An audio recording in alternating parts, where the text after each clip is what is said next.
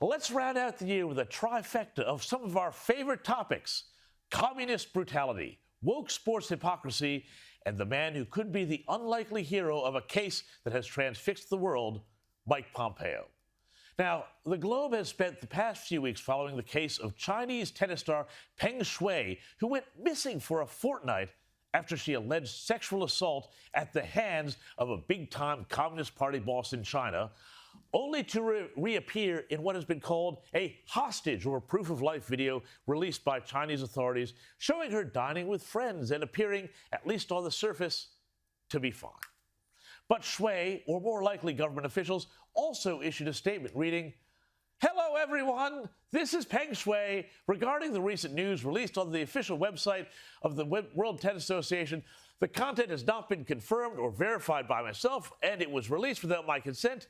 The news in the release, including the allegation of sexual assault, is not true. I am not missing, nor am I unsafe. I've just been resting at home, and everything is fine. Thank you so much for caring about me." Well, of course, that statement is just about as reliable as the hygiene standards of the dodgy dumpling joint down the road that always gets written up in the paper for health code violations. No one with any sense at all was going to swallow it. But if there is a bright side to all of this, it is that the world is waking up, because of this case, to the world of sports, which is so quick to demand that athletes take a knee to fight white supremacy, but now has been willing to kowtow to the Chinese Communist Party just to have access to their market of 1.3 billion fans. The men's professional tennis tour has been labeled gutless for failing to follow suit with the Women's Tennis Association, while the International Olympic Committee has now found itself under increasing pressure to do something, especially given that Beijing is slated to host the Winter Olympics next year. So, enter Mike Pompeo. The former CIA director and Secretary of State has become one of the leading voices standing up for morality in this whole sorry affair. Quote, "The International Olympic Committee has a responsibility to make sure that the host for these games deserves it. The CCP, the Chinese Communist Party, certainly does not. Where the IOC has failed, America must lead," he tweeted the other day. And he's not done.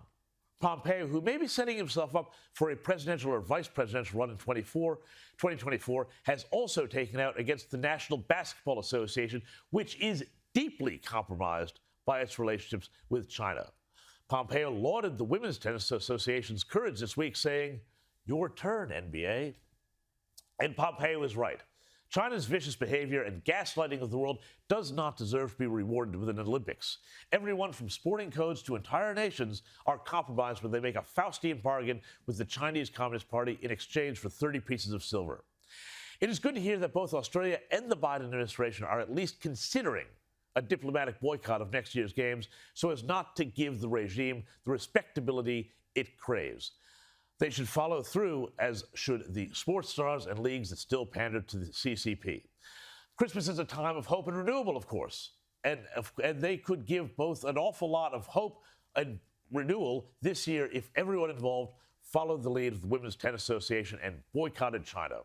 I might even have a crack at watching the game myself. Chris Cuomo was suspended earlier this week pending further evaluation of new information that came to light about his involvement with his brother's defence.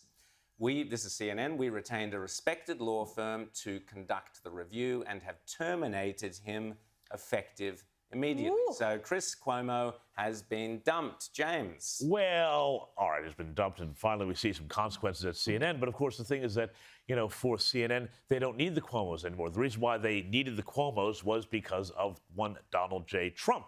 And so long as they had Donald J. Trump, there was no consequences to any bad behavior that anybody got up to because they needed these people to keep pushing their ratings and pushing the hysteria. Trump's gone, Biden's in. James, I want to ask you, where are the libs? Well, I mean, this is the amazing thing.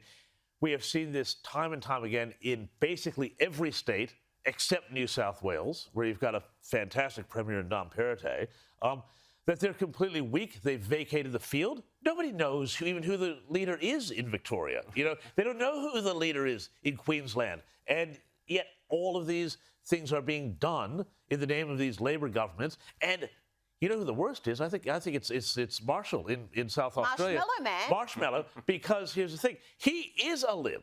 And yet he is running the exact same sort of COVID protection racket that all the Labour premiers are. The Labour Party have decided to completely implode by going for, wait for this is really catchy. This is really going to catch on, 43%. Oh, I wonder what genius came up with. You can feel the science on that, Rowan. You feel the science. 43%, Rita. So they've all sat around and they've gone, ooh, when we did 45%, we lost the election.